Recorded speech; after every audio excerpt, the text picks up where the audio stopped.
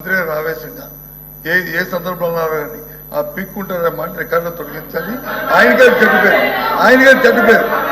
ఆయన జీవితంలో మచ్చ రైతు ఓన్గా చెప్తే ఆయన తాలూకు అమలుతారు నిలబడతారు. లేకపోతే ఆయన జీవితంలో మచ్చ ప్రజలు తెలుస్తారు. రేపు మాకు అభ్యంతరలే. కానీ ఇలాంటి పరుష పదాలు మహిళా సభ్యుల మీద అలాంటి పరుష పదాలని వాడటం అనేది సమంజసం కాదు. అది సభా సంప్రదాయం కాదు.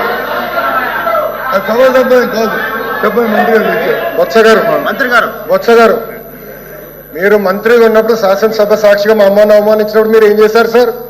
మా తల్లిని అవమానించినప్పుడు ఏం చేశారు అంటున్నా? మీరు మారుతారా? మహిళల గురించి మీరు మారుతారా? నేను కళ్యాణి గౌరవం అన్నాను.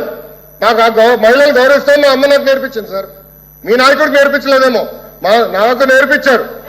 మహిళలు ఎట్లా గౌరవించాలో నాకు తెలుసు సార్. శాసనసభ సాక్షిగా మా తల్లిని అవమానించారు. కావాలంటే video will play it now. Audio ఉంది దాంట్లో క్లియర్ గా. ఒక తల్లి ఆవేదన బాధ నాకు తెలుసు సార్. నేను చూసా. 3 నెలలు పట్టింది మా తల్లి రికవర్ అయ్యడానికి. You please don't lecture me on respecting women. నేను కళ్యాణి గారు అన్నాను. కానీ రికార్డులు లేని మేడం గారు అన్నా. ఏకవచనంతో ఏనాడు నేను మాట్లాడలేదు సార్. నాకు చిత్తశుద్ధి ఉంది సార్.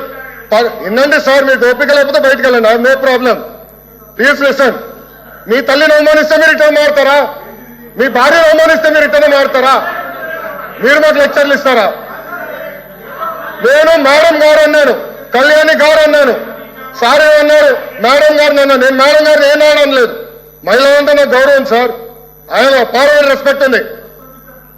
అరే మీకేం తెలుసా?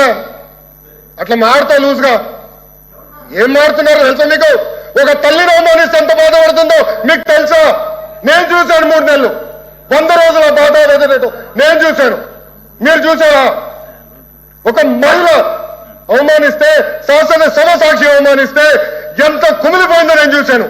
మీరున్నారా? మాధవచ్చు మీ తల్లి గురించి మారమంటారా? ఈరోజు ఇదే మీకు నేర్పించింది మీ ఇంట్లో. ఈ రోజు కూడా మీ కార్యకర్తలు ఏం చేస్తున్నారండి? మా మహిళలు వ్యతిరేకంగా పోస్టులు పెడతారా? మా మహిళలకి ఇచ్చి వచ్చే విధంగా పోస్టు పెడతారా? పొరపాటున మా ఒక్క కార్యకర్త భారతిరెడ్డి గారి వ్యతిరేకంగా పోస్ట్ పెడితే జైలుకు పంపించిన ఘనత తెలుగుదేశం పార్టీది. అది మాకున్న చిత్తశుద్ధి. మీలో కాదు. మహిళలు తిడితే ఆనందపడితే వ్యక్తులు మేము కానే కాదు. ఆ రోజు మంత్రిగా ఉన్నాడు ఈయన.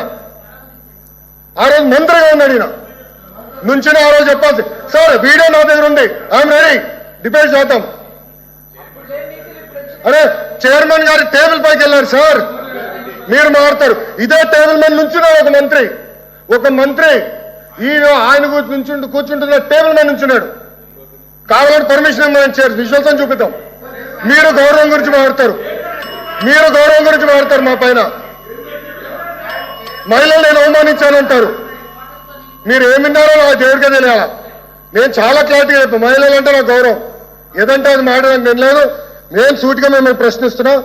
మీరు రెజల్యూషన్కి కేంద్రంలో ఉన్న నరేంద్ర మోడీ గారికి పెట్టిన రెజల్యూషన్, ఆయన థ్యాంక్ యూ చెప్తున్నా, పెట్టిన రెజల్యూషన్ ఆమోదిస్తున్నారు లేదా మీరు చెప్పండి.